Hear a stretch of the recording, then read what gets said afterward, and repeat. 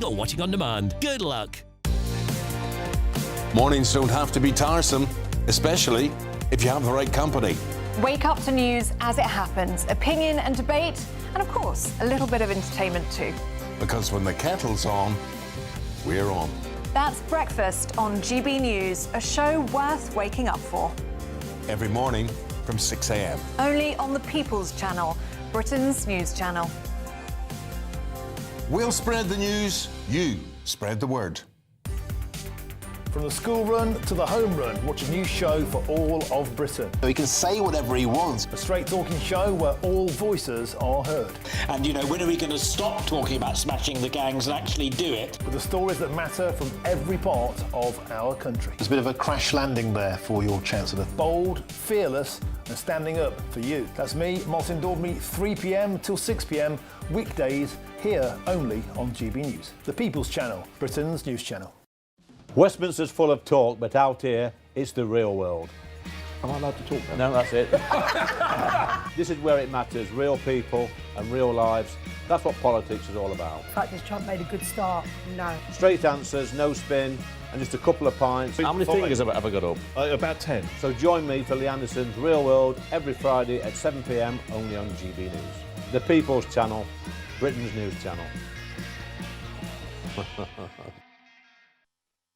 You want to know what's really going on in the corridors of power? Labour don't know what to do with you half the time, and that makes you quite lethal in the chamber. Get behind the headlines with Chopper's Political Podcast. Join me, Christopher Hope, as I sit down with the great and the good of British politics. We'll see where this ruling takes us. These are the stories shaping our nation. Chopper's Political Podcast, available now on all platforms. Listen in and stay ahead.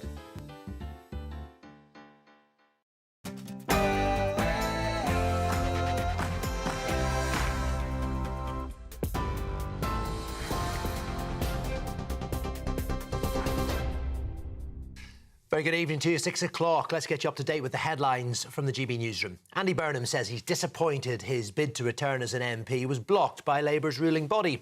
He needed approval from Labour's National Executive Committee to stand in the upcoming Gorton and Denton by-election, but lost by 8 votes to 1. The Mayor of Greater Manchester now says he will support whoever the Labour candidate is. The Prime Minister was amongst those who voted to block Mr Burnham from standing, but Local Government Secretary Steve Reeves denied it was over fears he may have launched a challenge to Sir Keir Starmer's leadership. This was a decision by Labour's ruling National Executive Committee, not by the Prime Minister on his own. And the reason that the NEC has taken that decision is because they don't want to inconvenience 2 million people in Greater Manchester who would then have to come out and vote for a new mayor when the current mayor is only halfway through his term. So I know this is disappointing for Andy. There will be opportunities in the future, and I'd love to welcome him into Parliament in due course. But right now isn't the right time. The family of a man shot dead by immigration agents in Minneapolis have called for the truth, accusing Trump officials of sickening lies. 37-year-old Alex Priti was an intensive care nurse and US citizen. His death comes 2 weeks after a woman was fatally shot by an ICE officer. A warning, viewers may find the following pictures distressing. Mr Priti was wrestled to the ground after trying to help a fellow protester. Multiple shots were fired shortly after. It has led to renewed protests in the city and calls for an end to the Trump administration's immigration crackdown. Now, state and federal officials have provided conflicting accounts of the moments leading up to the incident. 2 eyewitnesses have given sworn testimony that Mr Priti was not holding a weapon when he was shot. The Department of Homeland Security insists its officers were acting in self-defence.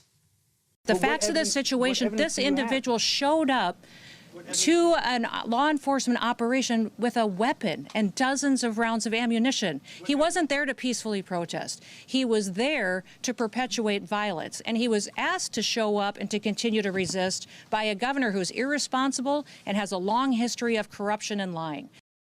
A new national police force, dubbed the British FBI, is set to take over counter-terror, fraud and criminal gang investigations. The Home Secretary, Shabana Mahmood, says it's aimed at designing a new policing model for England and Wales, rather than saving money. She hopes it will reduce the burden on local forces, who are increasingly diverting time and resources away from crimes like shoplifting and antisocial behaviour. The reforms are set to be announced in Parliament tomorrow. And thousands of people have been rallying in East Sussex to protest against migrants being moved into former military barracks. Crowborough's seen weeks of demonstrations against the plans. The local authority, Wealdon District Council, is considering legal action. Residents are unhappy after the Home Office failed to follow through on a commitment to give 72 hours notice before moving the migrants in. And those are your latest headlines. I'll be back with more at 7.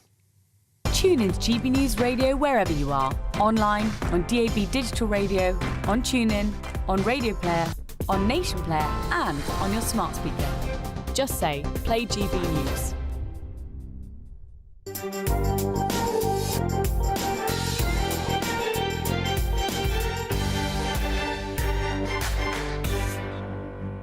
Welcome back to the Camilla Tominey Show. Joining me now is the Minister for Policing and Crime, Sarah Jones. Lovely to see you in the flesh this morning. Morning. Love to have a minister in the studio. Before we get on to this very important announcement about the National Police Force, can we talk about Andy Burnham? So there's no other way of interpreting this, is there? He is making a bid for the leadership via return to Westminster in Gorton and Denton. Well, I would say read his statement and the letter that he sent to Shabana Mahmood as the chair of the NEC. He made clear that he supports what the government is doing. He's also said previously the best person to be Prime Minister is Keir Starmer. He said why he wants to take what he's learnt from Manchester and the obvious success he's had in a number of areas in terms of how he's delivered for the people of Greater Manchester, and he wants to bring that back to Parliament. You're much cleverer than that. He doesn't mean what he said in his statement. Of course he does. He doesn't. He has left a position where he's known as King of the North. He's very popular up in Manchester as mayor because he wants to challenge the Prime Minister. There's no other discernible and logical reason for this than that. I think the fight that we need to have as the Labour Party, as the Labour government, is with reform. A bunch of, busted flushes from the Tory party. It's with the Green Party, who say one thing on social media but don't stand up for people when it comes to voting for renters' rights or planning reform. That's the fight we need to have. So we need to have our very best person who's going to fight that by-election. We need to put ourselves in the very best position. Not for me to have a view as to who the NEC decides can go forward in terms of the rules that we have about mayors standing. Isn't it? This is shameless from Burnham, and also Lucy Powell. Lucy Powell is Keir Starmer's deputy leader. She's plumping for Burnham right in front of the Prime Minister. We then got other reports about streetings on manoeuvres.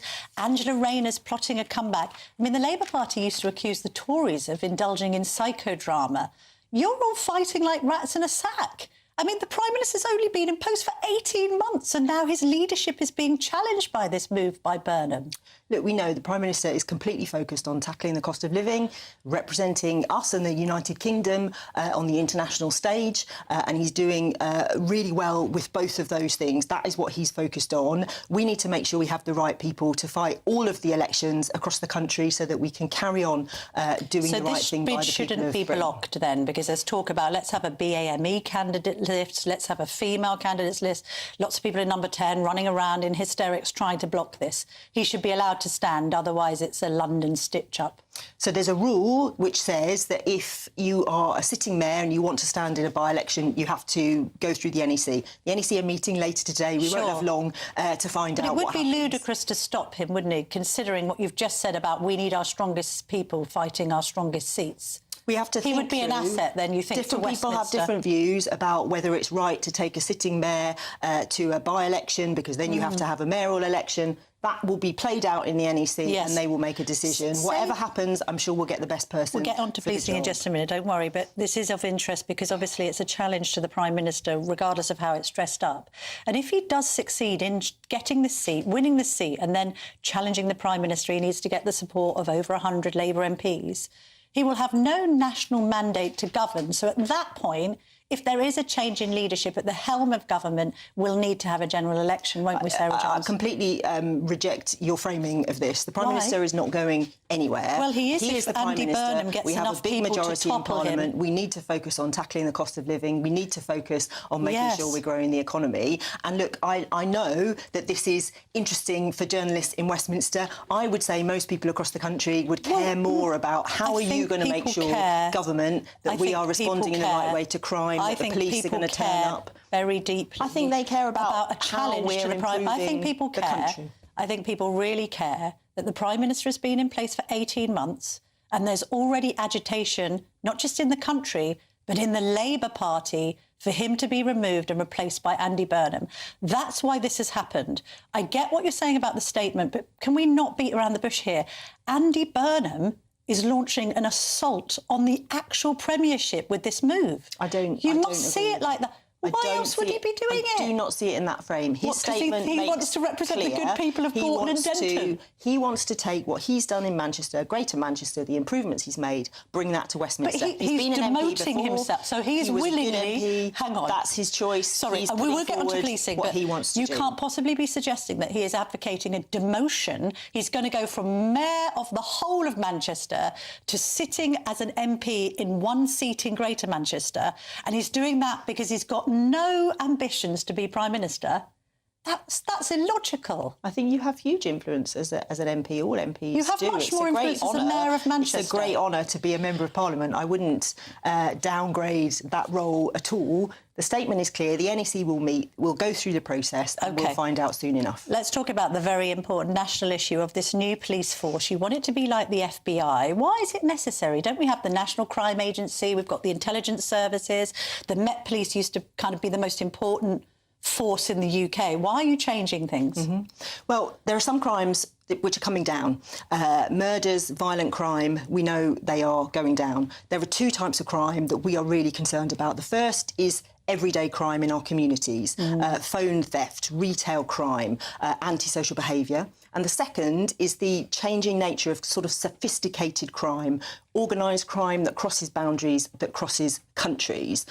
So our reform is in response to those two challenges. So we are going to have a national police service that will deal with the national and the international crime. Yes. We're going to have regional forces that will deal with specialist crime, murders, rapes, and we will have local forces that will make sure they are 100% focused on tackling that scourge of everyday crime. And we're going to bolster that with 13,000 more officers in our neighbourhoods, fighting crime, building relationships with our communities and catching criminals. This has already raised concerns because they've tried this in Scotland and police chiefs there say what's happened is that having this macro approach has actually denigrated local policing. And I think the audience can kind of appreciate this. It's the same when, for instance, hospital services are homogenised and there's one super hospital. You actually lose your local access to healthcare in a similar way. And we've seen this in London. Lots of police stations closed down, OK? If you make 43 police forces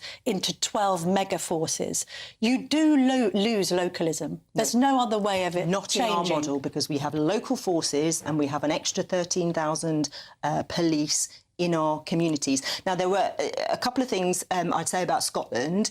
The first is they went too fast. They did the whole change in a year, and I think we need to learn from that, and we are going to take longer. The second is that they didn't put enough focus on the local.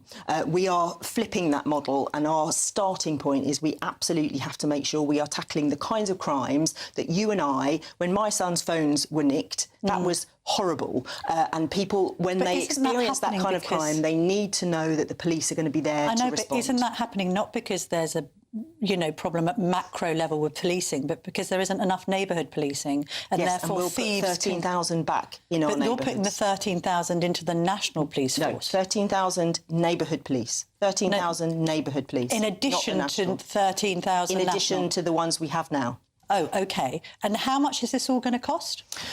So policing as a whole, the last two budgets, we managed to secure an extra £2 billion for policing as a whole.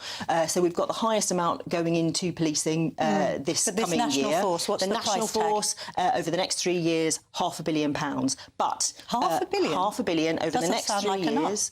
Well, not everything costs money, but also we are going to make efficiency savings within this Parliament of £350 million, and the reforms will pay for themselves over time, because it is madness that we have 43 forces buying 100 different types of phones, multiple different types of cars, multiple different types of tech. We need to bring that together. But the structures at the moment do not work. All right. All the police chiefs say the same.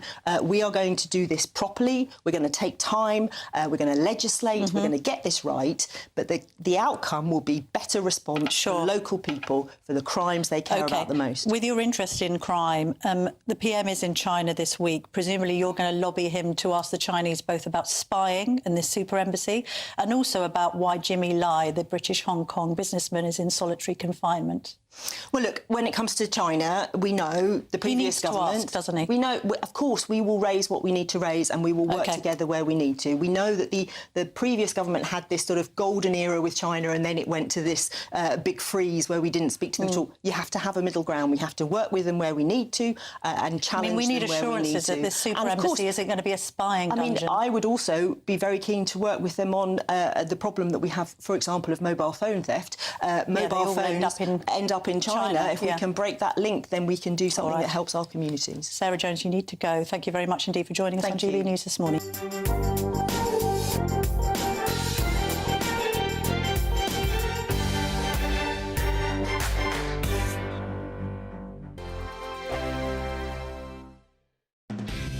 Decisions made in Washington aren't just shaping America, they're shaping Britain too. From migration to global security, from crime to health. Whatever happens in the White House today will be felt in your town or city tomorrow. That's why The Late Show is live from Washington, D.C. Cutting through the politics to show you what it all means for Britain. The Late Show live every night at midnight. Only on GB News, Britain's news channel. Good afternoon, Britain. Weekdays from midday. Prince William is the most popular member of the royal family, according to the latest tracker from YouGov. January 2026 ratings, followed very closely by his wife, the Princess of Wales. They've got favourability ratings of 74% and 77% respectively even. Princess Anne, number 3, the King, number 4. Now, Meghan and Andrew, where do you think they were? Who's below which one? That's the question. I think Andrew's at the bottom. Andrew is at the very bottom. It's his lowest ever favourability rating. Just 3% of the British public have a positive view of Prince Andrew. 3% have a positive... Still 3%. But hang on, there is a principle in polling called the lizard man constant. Oh, now, this is that you will always find between 3 and 5% of any poll that says something ridiculous, like lizard men are running the world. OK. 4%, I think, was the percentage of Obama voters in America who believed Obama was the Antichrist. I mean, it's the sort of nonsense noise that you get in a poll. It's usually 3-4%. Well, you know, talking of nonsense noise, I mean, Andrew, you know, he's still a grandfather and he's still a father. Anyway, Meghan also had her worst favourability ratings ever, 19%. But the thing that struck me in this polling is that 64% of Brits think we should continue to have a monarchy, but only half think it's value for when eventually he does become king. I suspect there's going to be a lot of cost-saving measures when it comes to how the royal family is funded. There's 500 staff, just over, which are funded by the sovereign grant, which is basically our money. You know, tens of millions a year that the sovereign grant costs us. So maybe he'll take a look at that, but I am assured that he will continue the big staple traditions that give us the USP for Great Britain. The coronation, trooping the colour, that's all staying. That's the thing. I think the Spanish royal family is less popular than ours because they all wear suits and ties all the time. They don't have the big coronation. They don't have the pomp and circumstance. What makes our royal family so special and unique is all of the silly hats and the gold and the jewels. GB News, the People's Channel. Bold. They are under no illusion. Ray. Are you a human trafficker? Boundless. I've had enough of the nonsense, and I'm not afraid to say it.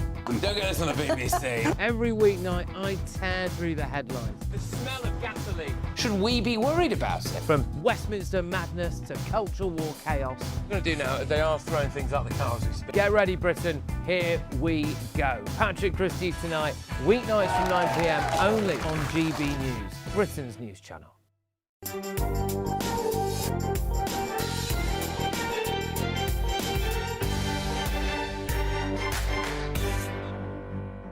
Dame Priti Patel, the Shadow Foreign Secretary, joins me in the studio now. Good morning. Good morning. Lovely to see you. I think you caught the end of the Sarah Jones interview where she was talking about this national police force.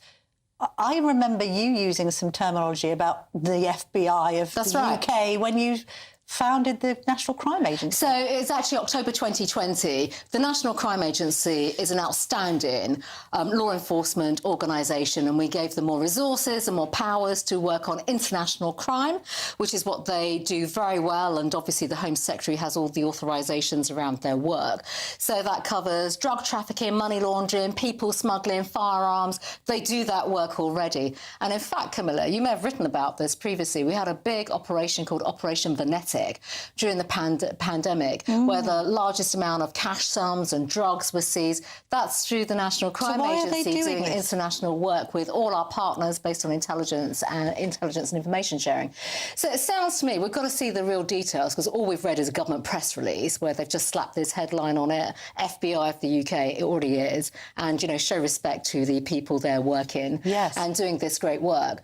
So it sounds to me like they're trying to basically set up new regional policing and, you know, basically just put more bureaucracy around policing and take it away from local communities. And don't forget, Camilla, this is a Labour government that has reduced the number of police officers by 1,300 in England and Wales. We also have a Labour government that did not support, when they're in opposition, any of our police reforms, the 20,000 police officers, the money that we put in for safer streets, for tasers, stop and search, important police powers. So it sounds to me like they're moving away from community policing, neighbourhood policing. And the public, they do not want regional police headquarters where the cops are all sitting at their desks looking at laptops and computer screens. They want their cops out in their communities, neighbourhood policing, safer streets, all the important things that are tried and tested. She's saying they're going to recruit 13,000 more officers. Well, they've just cut back police officer numbers, and they've hardly got any money as well. And don't forget, a lot of the budget allocations around policing will be consumed by the costs of literally employing police officers,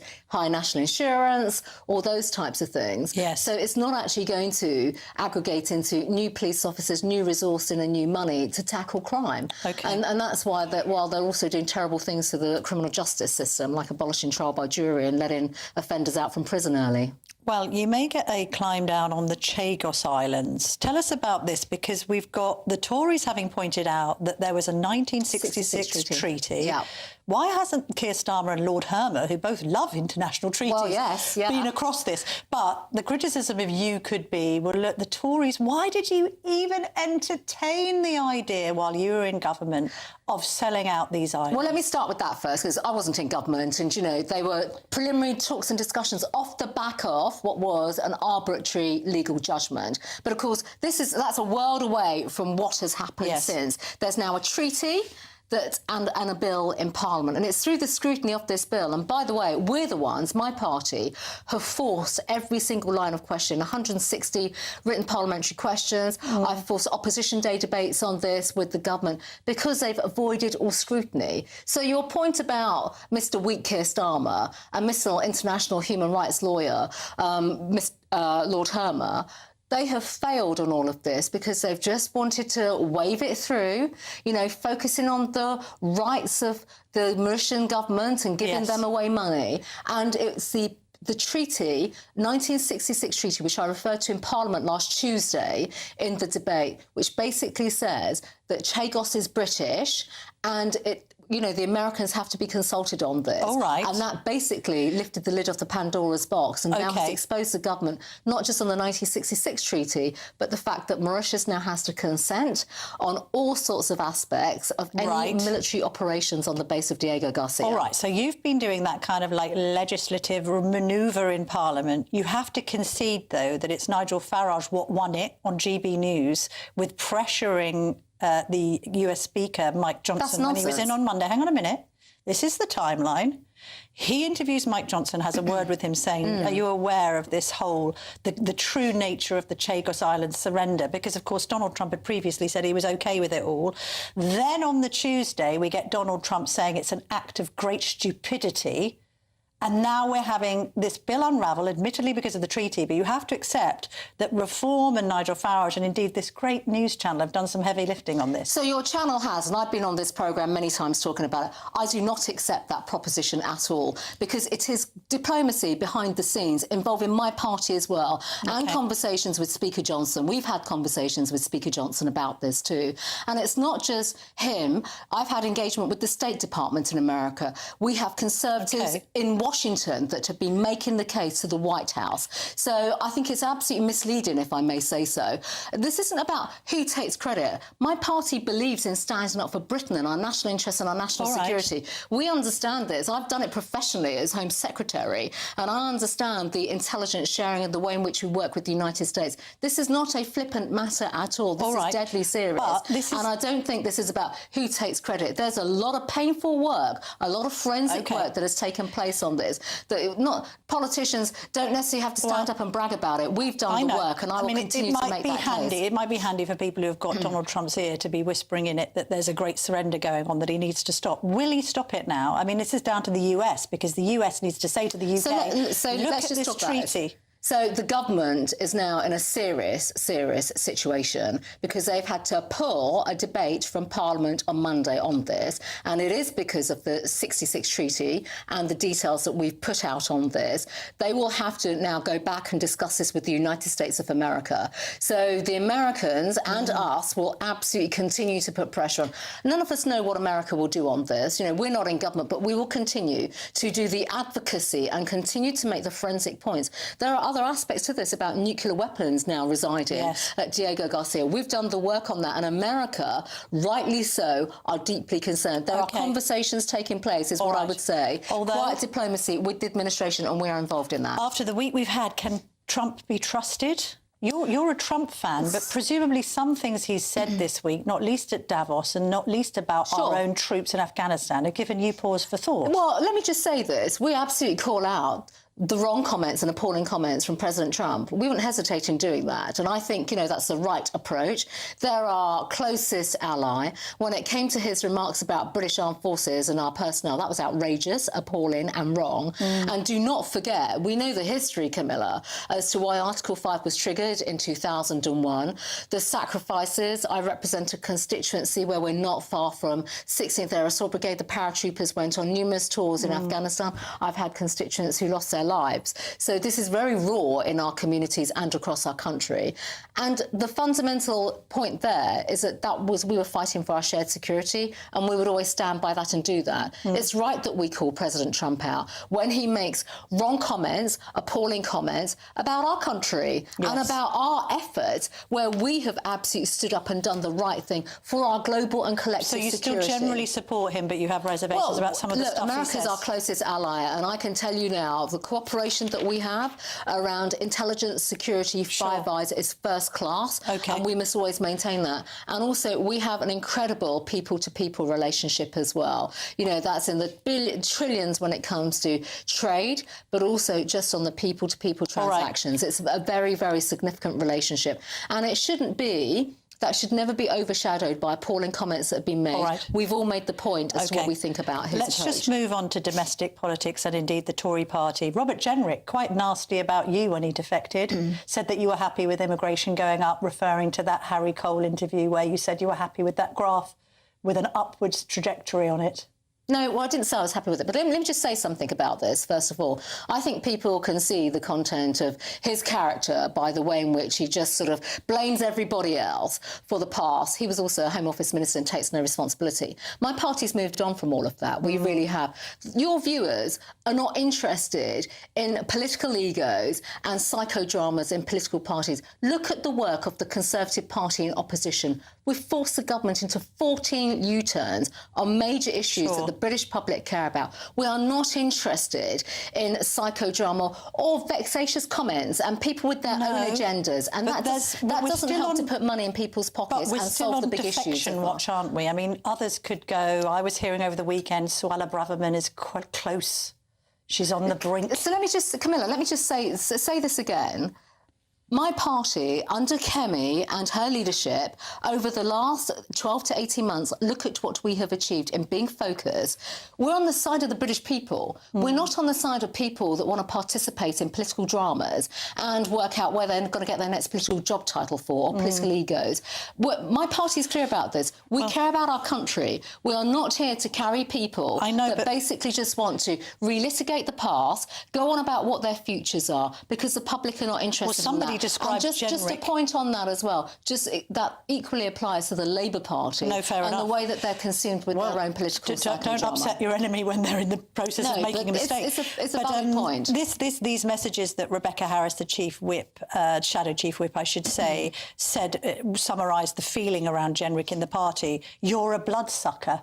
I mean, would you agree with that? Well, I think, first of all, when you look at his conduct, not a team player, attacking his own colleagues, it's not as if we're going to give him a bunch of flowers. So, you know, he's said what he's had to say. We're over it. We're moving forward. We're on the side of the British people, and that's what my party is concerned with. Very quickly before you go, being on the side of the British people might be forming a pact to stop the loony left, as the Mail on Sunday are putting it this morning, electoral calculus saying, between you, Tories and Reform can mop up seats in the red wall and the blue wall, keep Labour and the left out, if you form some kind of coalition. The answer to that is no. And by the way, Reform are not Conservatives at all. Look at their policies on the economy. They've got a few ex-Conservatives. Well, they'll have to resolve that now. On welfare, they want higher welfare bills. They back Labour on getting rid of the two-child policy, on all this kind of stuff. That's simply not right. That is. Let's be very clear about this. Right. And I'm a former employment minister that legislated to reduce the welfare budget and get people back into work, which is what we believe in. So they're not Conservatives, and they're making it up as they go along. They're National Socialists in terms of their conduct. But even if a lonely left coalition was going to come in, you'd have to do something to stop that. They are not Conservatives, and my party is focused on being pure, you know, literally standing up for the British people and standing up for Conservative values and beliefs. Dame Priti Patel, punchy performance this morning. Good to hear it.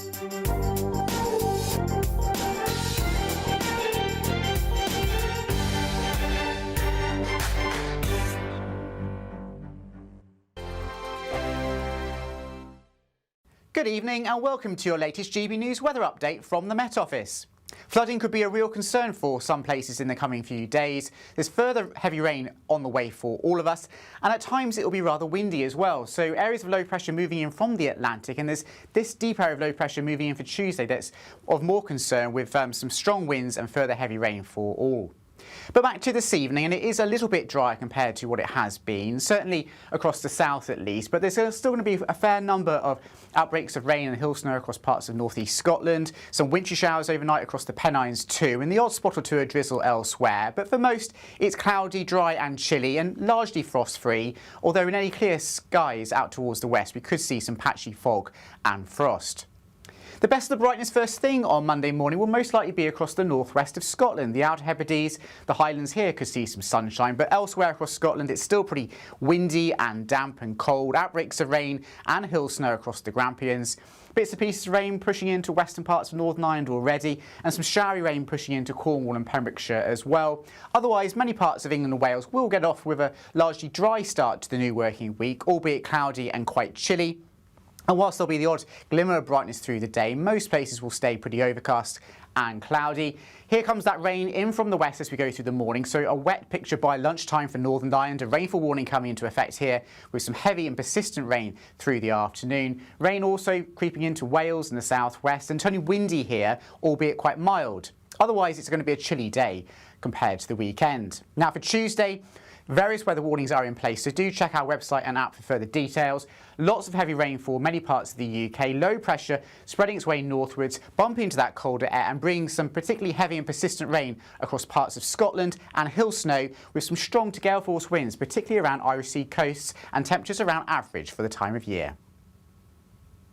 Hi, I'm Michelle Dewberry, and my show is your opportunity to cut through all the noise and dive in headfirst to some robust debates. Ideas clash. Situation, no, because the failure is you're deliberately avoiding my point. Nothing's held back. And if you think this is the end of it, wait for more. And we do not shy away from the difficult stuff. Sometimes I want to shake people and say, if only you understood. So join me on Jubes & Co. weeknights at 6 p.m. only on GB News, Britain's news channel. Mornings don't have to be tiresome, especially if you have the right company.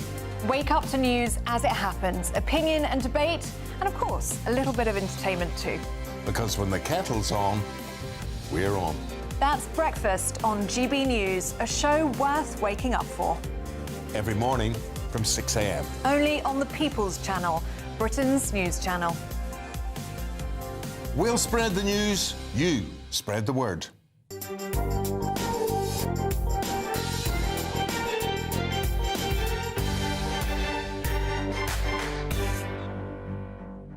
welcome back former Defence Secretary and former Trade Secretary Sir Liam Fox joins me in the studio.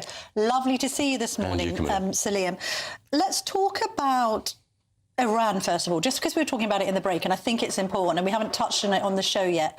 And we have got reports this morning in the Sunday papers, 33,000 deaths. I mean, I think that's probably conservative. Donald Trump has said we will step in and help. No help so far forthcoming. He needs to step in, doesn't he? Well, I think we need to step up the pressure on the regime.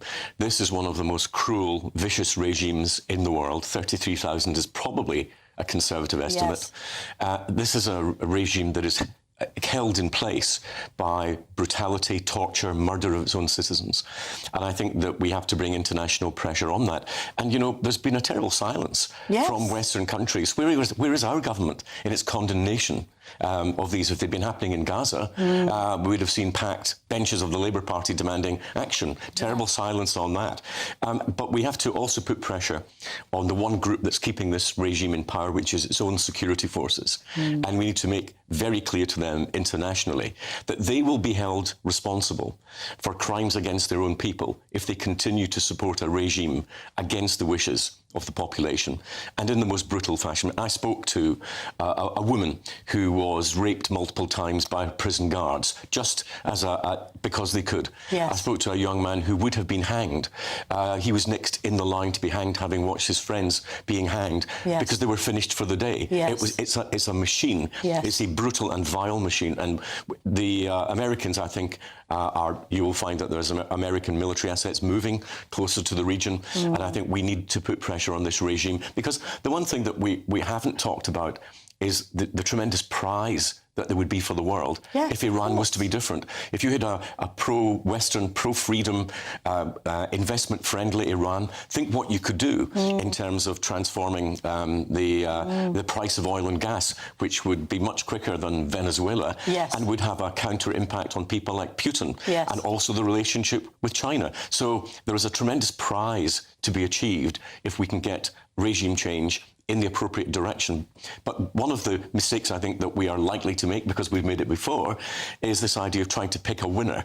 The only people who have a right to choose who governs Iran are the Iranian people. Where I think the international community could help is in bringing together those disparate groups from the opposition and working out what a transition government would look like. That's right. There's no kind of comprehensive and coordinated resistance movement in Iran. It's lots of different people. Then there's talk about the exiled prince, and people have said, well, can he really come back and take over? He's been westernised. He hasn't really lived in the country for many, many years, etc. No. The trouble is as well, Sir Liam, is that Donald Trump's attentions appear to have been focused elsewhere this week. First of all, what did you make of the Greenland farrago and then climb down at Davos? I think the best thing to say was it was undignified. I think that it was clear that there was huge internal opposition inside the United States, probably inside the administration, to this idea anyway. It was also fundamentally flawed. The idea that Greenland can't defend itself and needs the United States, well, that's pretty self-evident. But Greenland, as part of Denmark, is a member of NATO and covered by Article 5. So any action by China or Russia against Greenland would invoke Article 5 of the NATO treaty, and the Americans would be involved in its defence anyway. There's no need to own it. And in any case, if they want more troops, they've got the legal right under treaty with Denmark to have as many American troops there as they want. Do you think it was just a giant bluff and then to force NATO into some kind of climb down, and also for NATO to be a little bit more understanding of Donald Trump's claims in general about military spending, the changing way of the world, superpowers, the threat from China and all the rest of it? In the Donald Trump language that he uses, there's usually a kernel of truth, and there certainly hasn't been enough attention paid, I think, by NATO to the high north. And with warming seas, there'll be more maritime trade, and that needs to be protected. And I think it's fair to say that we have neither invested sufficiently in the assets nor shown enough political interest in what's happening in the high north. And there was a need for that to happen. I'm not sure that this was the correct way to go about it, nor am I sure it's achieved its original aims. As a former Defence Secretary, what did you make of Donald Trump's comments about NATO troops and, by implication, British troops not being near the front line in Afghanistan and Iraq? One of the jobs that no one wants to do, and most people don't know about, is when we lost troops in Afghanistan, the Defence Secretary, including me, you would write to the families of those involved. These were young men, women on the front line who were incredibly brave, yes, and should be honoured. And the countries from which they come should be honoured. And I think the very least you can say is that this was disrespectful. Very.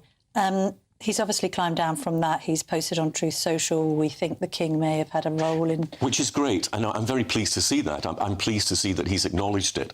But it wasn't just Britain. It was also Denmark and Estonia in particular, who had a lot of casualties, certainly in proportion to the numbers that they had there, because they were in the most dangerous place. Helmand was the most dangerous place to be, and not avoiding action.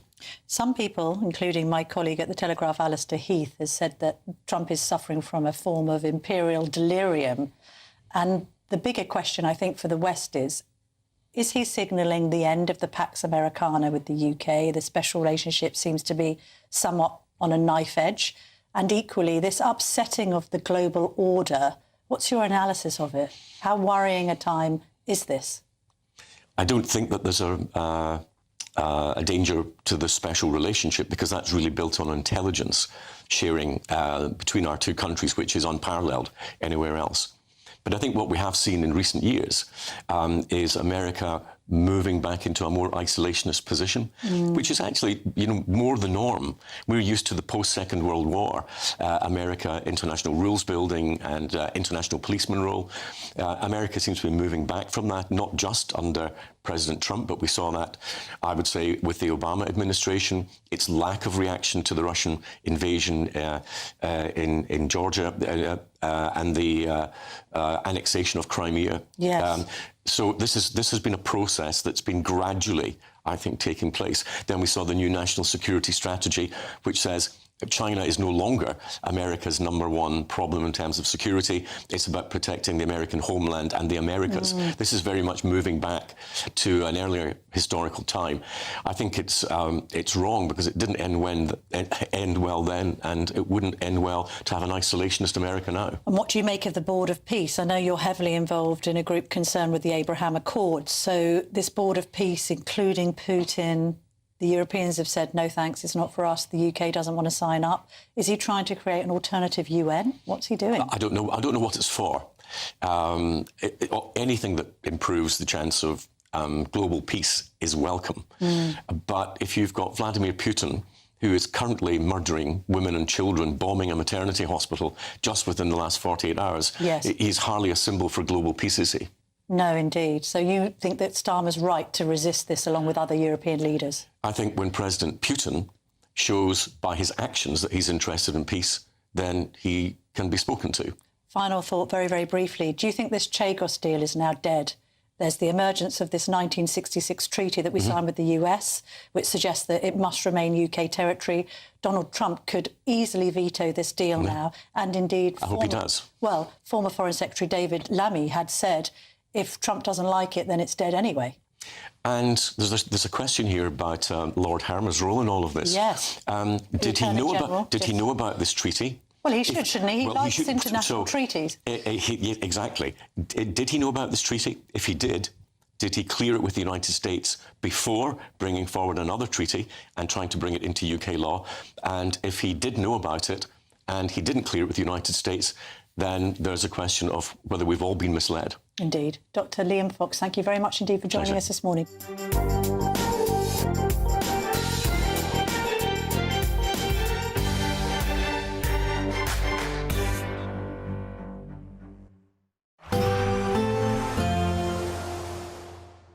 Can't wait to get in that sea. Lovely and warm. Just like the feeling of having great travel insurance. All Clear Travel Insurance sponsors GB News Travel Destinations Forecast. Hello there and welcome to your winter sun forecast from the Met Office. It's going to be pretty unsettled through the Mediterranean over the next couple of days. The Canary Islands will probably see the best of the weather, but as we head towards Spain and Portugal, we do have this area of heavy rain. Italy and Greece is stuck under this area of low pressure, so still remaining pretty unsettled here. But the Balkans will see the heaviest of the rain, possibly even a few thunderstorms here. But as we go through the week, temperatures around the mid-teens, Tenerife just creeping up towards the low 20s. All Clear Travel Insurance sponsors GB News Travel Destinations Forecast.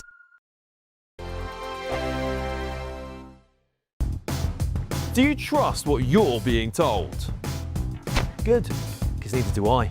Those are just facts. I'm Alex Armstrong, and on my show, we'll expose the spin. Well, I want to answer that, because you didn't let me last time, because you always speak over me. The broken promises. To deny that is denying the truth. And the hypocrisy. Needs to stop. You think we can allow? Politics, policy, parliament. Nothing is off limits. No sugarcoating, no fear of offence, just the truth laid bare. Tune in every Saturday and Sunday at 9 p.m. for Alex Armstrong Tonight, only on GB News, Britain's news channel. Decisions made in Washington aren't just shaping America, they're shaping Britain too. From migration to global security, from crime to health. Whatever happens in the White House today will be felt in your town or city tomorrow. That's why The Late Show is live from Washington, D.C. Cutting through the politics to show you what it all means for Britain. The Late Show live every night at midnight. Only on GB News, Britain's news channel. Exciting news. Every Friday, my Patrick Christie's Tonight Show is going to have a twist to it. We're welcoming some special guests. You. That's right, on Fridays I'm going to be doing my show in front of a live studio audience because this show is about you and what you have to say. It's going to be the same big debates, same big topics, same big opinions, but every Friday night at 9 p.m. you are invited to come on down to Patrick Christie's Tonight to be a part of the action. Only on GB News, the People's Channel, Britain's news channel. Hi, I'm Michelle Dewberry, and my show is your opportunity to cut through all the noise and dive in headfirst to some robust debates. Ideas clash. Situation, isn't it? No, because the failure is you're deliberately avoiding my point. Nothing's held back. And if you think this is the end of it, wait for more. And we do not shy away from the difficult stuff. Sometimes I want to shake people and say, if only you understood. So join me on Jubes and Co weeknights at 6 p.m. only on GB News, Britain's news channel. Mornings don't have to be tiresome, especially if you have the right company. Wake up to news as it happens, opinion and debate, and of course, a little bit of entertainment too. Because when the kettle's on, we're on. That's Breakfast on GB News, a show worth waking up for. Every morning from 6 a.m. Only on the People's Channel, Britain's news channel. We'll spread the news, you spread the word. No matter the state it's in, this is our nation. Join me, Jacob Rees-Mogg, for a genuine, honest discussion on where we have been, where we are going, and where we are with the people who set the direction. Tune in to State of the Nation every Monday to Thursday, 8 to 9 o'clock. Only on GB News.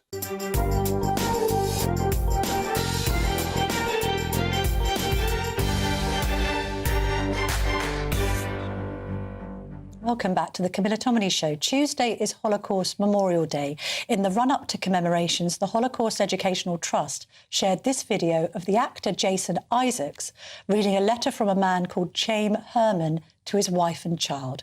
The letter was discovered after the war, buried by the remains of the Auschwitz gas chambers.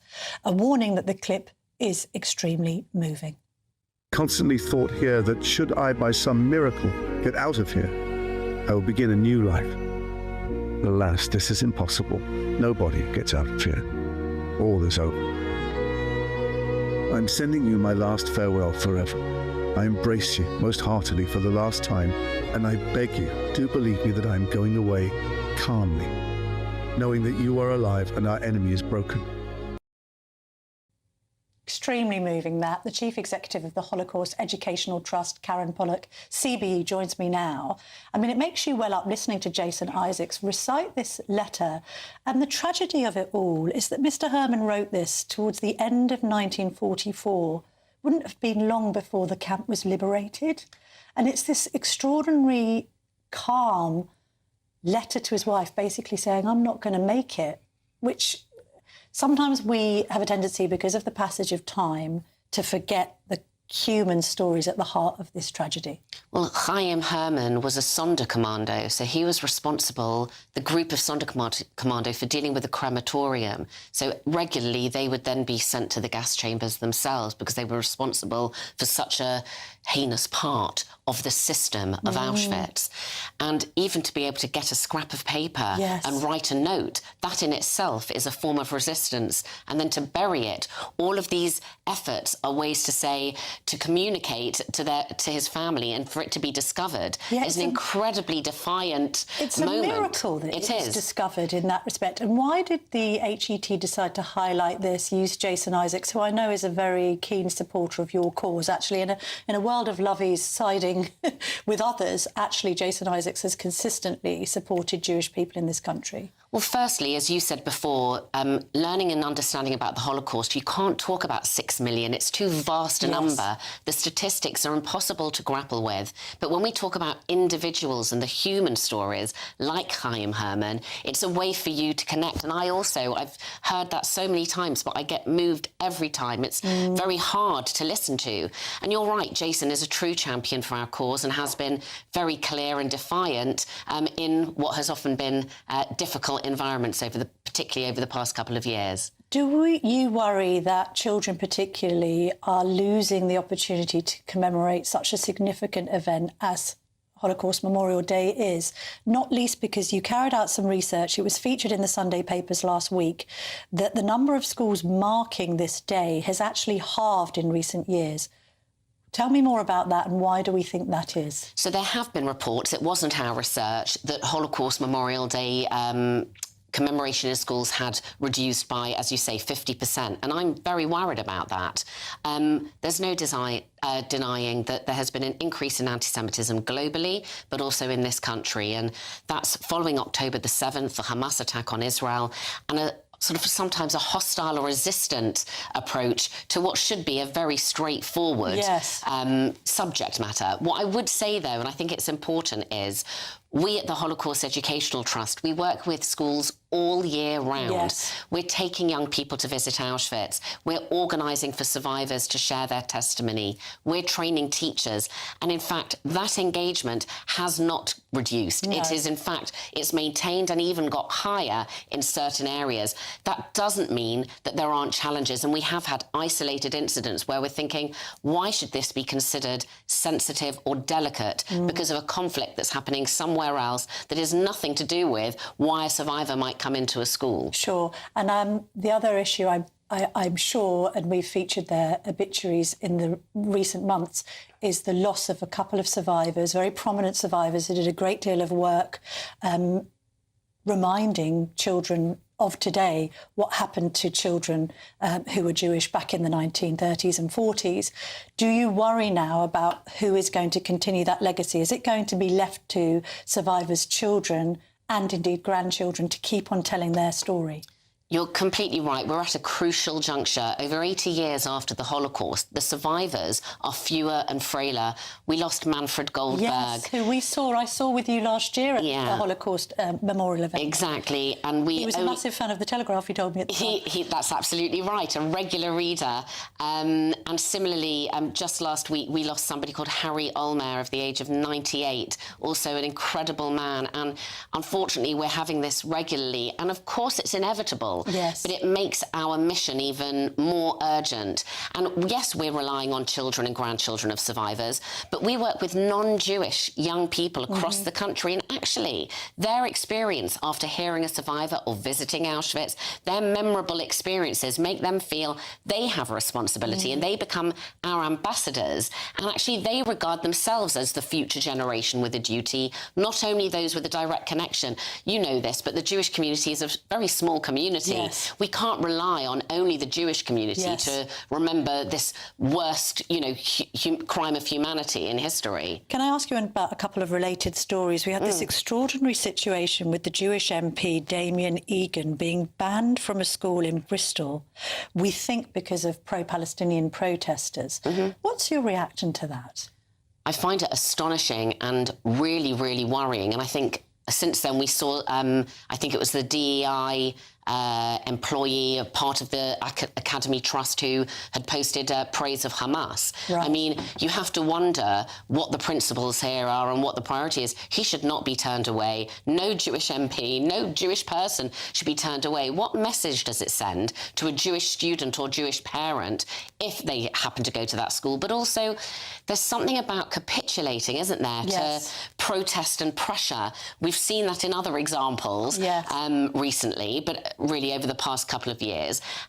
It's not acceptable. Well, it's the kind of normalisation of exclusion, which I think is very dangerous. We also saw that, just while I've got you in the studio, just the benefit of your wisdom on Craig Guilford, who was Chief Constable of West Midlands Police. He presided over the ban of the Tel Aviv Maccabi fans, revealed to be on the basis of completely spurious evidence, including an AI hallucination about a match that never took place versus West Ham. He's been allowed to retire on a full pension. What's your reaction to that? Should he face more disciplinary scrutiny? I think the saga of the West Midlands Police, the Maccabi Tel Aviv, is an absolute, it's a disgrace. And I can't quite believe we saw this unravel before us. And the consequences do feel slightly unjust. Yes. But what I would say is, this is, in a sense, that is the microcosm, isn't it? Rather than defend Jews to be in a place, you just ignore them and you make them, somehow regard them as the guilty. Yes. As you say, it's normalisation and it's extremely worrying. I just would want to add one thing.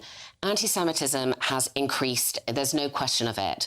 But there is also a strong feeling of our Jewish community of resilience and strength and, pride to still live in this country freely. That doesn't mean we just, cower when there are issues, but I just would say it's important that we acknowledge our strength and determination. And I'm sure that will be very much on display on Tuesday. Thank you very much indeed, Karen Pollock, for joining me.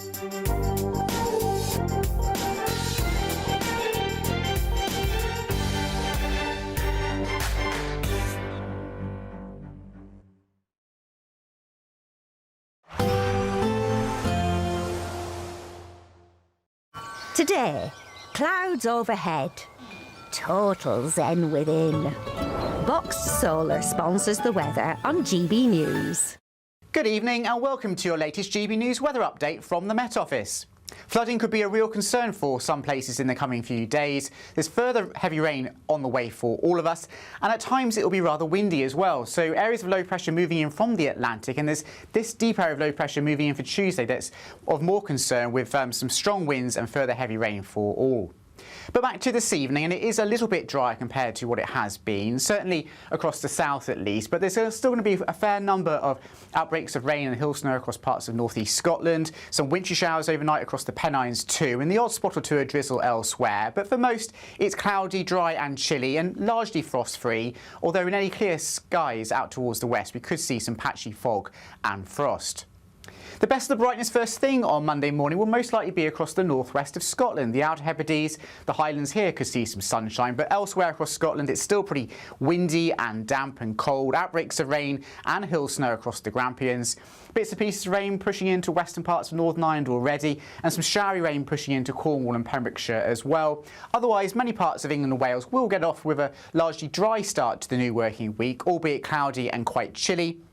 And whilst there'll be the odd glimmer of brightness through the day, most places will stay pretty overcast and cloudy. Here comes that rain in from the west as we go through the morning, so a wet picture by lunchtime for Northern Ireland, a rainfall warning coming into effect here with some heavy and persistent rain through the afternoon. Rain also creeping into Wales and the southwest, and turning windy here, albeit quite mild. Otherwise, it's going to be a chilly day compared to the weekend. Now for Tuesday, various weather warnings are in place, so do check our website and app for further details.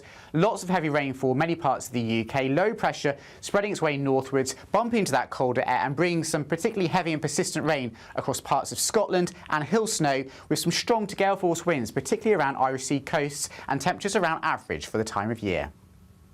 Today, clouds overhead, total zen within. Boxed Solar sponsors the weather on GB News.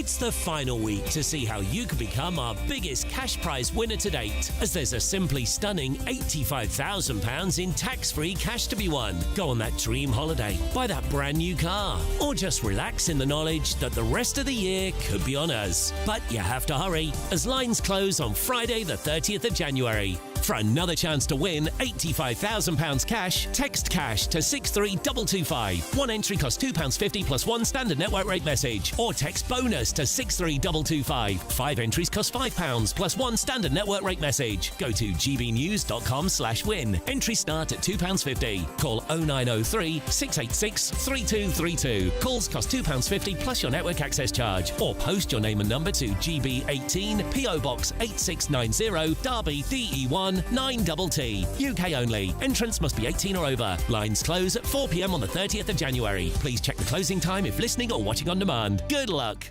Bold. They are under no illusion. Ray, are you a human trafficker? Boundless. I've had enough of the nonsense, and I'm not afraid to say it. Don't get us on the BBC. Every weeknight, I tear through the headlines. The smell of gasoline. Should we be worried about it? From Westminster madness to cultural war chaos. What I'm going to do now is they are throwing things out the car as we speak. Get ready, Britain. Here we go. Patrick Christie's tonight, weeknights from 9 p.m. only on GB News, Britain's news channel. Hi, I'm Michelle Dewberry, and my show is your opportunity to cut through all the noise and dive in headfirst to some robust debates. Ideas clash. Situation, No, Because the failure is... You're deliberately avoiding my point. Nothing's held back. And if you think this is the end of it, wait for more. And we do not shy away from the difficult stuff. Sometimes I want to shake people and say, if only you understood. So join me on Jubes & Co. weeknights at 6 p.m. only on GB News, Britain's news channel. Mornings don't have to be tiresome, especially if you have the right company. Wake up to news as it happens, opinion and debate, and of course, a little bit of entertainment too. Because when the kettle's on, we're on. That's Breakfast on GB News, a show worth waking up for. Every morning from 6 a.m. Only on the People's Channel, Britain's news channel. We'll spread the news, you spread the word. From the school run to the home run, watch a new show for all of Britain. So he can say whatever he wants. A straight-talking show where all voices are heard.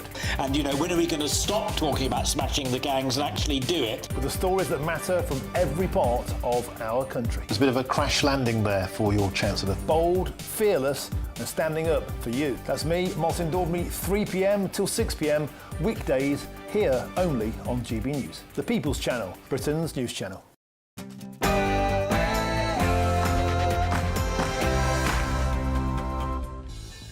Good evening, this is Free Speech Nation with me, Josh Howie. On the show tonight, a former member of the Green Party is suing after being suspended for mocking neo-pronouns like Faye Fair, raising tensions over gender identity and free speech. As reform UK societies are popping up in Britain's universities, the student unions seem to be reluctant in having to uphold free speech. Pupils and staff at a Cambridgeshire school have voted to remove the name of Samuel Pepys from one of its pastoral houses following revelations about the former pupils' treatment of women. After Jennifer Melee was this week reinstated after 9-month suspension by the NHS, and now she plans legal action over alleged harassment. And anti-gay bias is rising in the US, even among young adults and liberals. Could the UK follow suit? And 370 academics accuse Bridget Phillipson of stalling on university free speech protections despite promising action a year ago. And we've got comedians answering some crazy culture developments from a live studio audience. But first, the news with Aaron Armstrong.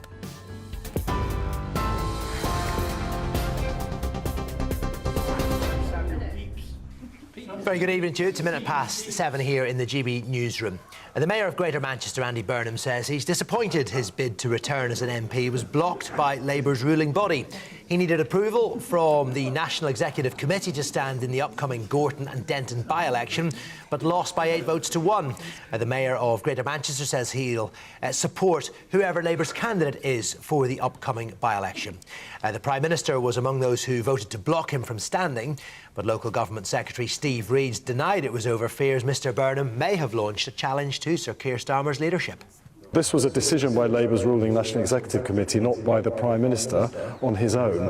And the reason that the NEC has taken that decision is because they don't want to inconvenience 2 million people in Greater Manchester who would then have to come out and vote for a new mayor when the current mayor is only halfway through his term. So I know this is disappointing for Andy. There will be opportunities in the future, and I'd love to welcome him into Parliament in due course, but right now isn't the right time.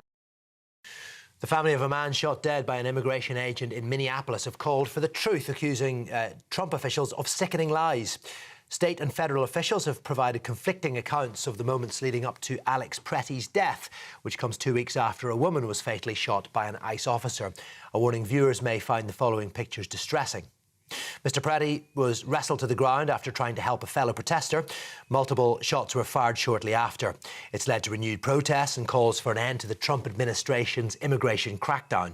The Department of Homeland Security insists its officers were acting in self-defence, but Minnesota Governor Tim Walz has described federal authorities' accounts as nonsense and lies. Well, as I said last week, this federal occupation of Minnesota long ago stopped being a matter of immigration enforcement. It's a campaign of organized brutality against the people of our state. And today that campaign claimed another life. I've seen the videos from several angles, and it's sickening. Minnesota. A new national police force, dubbed the British FBI, is set to take over counter-terror, fraud and criminal gang investigations. The Home Secretary, Shabana Mahmood, says it's aimed at designing a new policing model for England and Wales rather than saving money. She hopes it will reduce the burden on local forces, who are increasingly diverting time and resources away from crimes like shoplifting and antisocial behaviour to deal with national issues. The reforms are set to be announced in Parliament tomorrow. A severe winter storm has brought heavy snow and freezing temperatures to millions of Americans across the US. More than 850,000 people are without power in the south, and at least 13,000 flights have been cancelled so far this weekend. President Trump's called the storms historic and has approved federal emergency disaster declarations for 12 of those southern states. Sub-zero temperatures are expected to run from the southern Rockies to New England, and they may well pose a danger to life. Finally, if you don't have a head for heights, look away now. US climber Alex Honnold has completed a free solo ascent of the 101 skyscraper in Taiwan. Now, that means he did it without ropes or any safety equipment.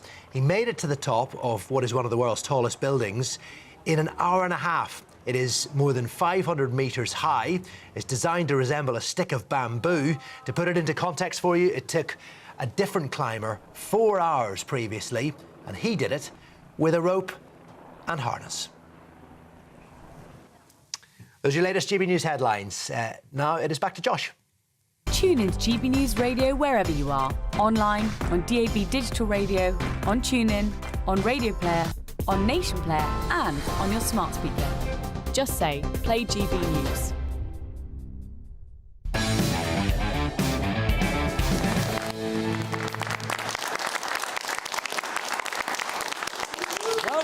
Free Speech Nation with me, Josh Howie. By the way, it's Samuel Peppers.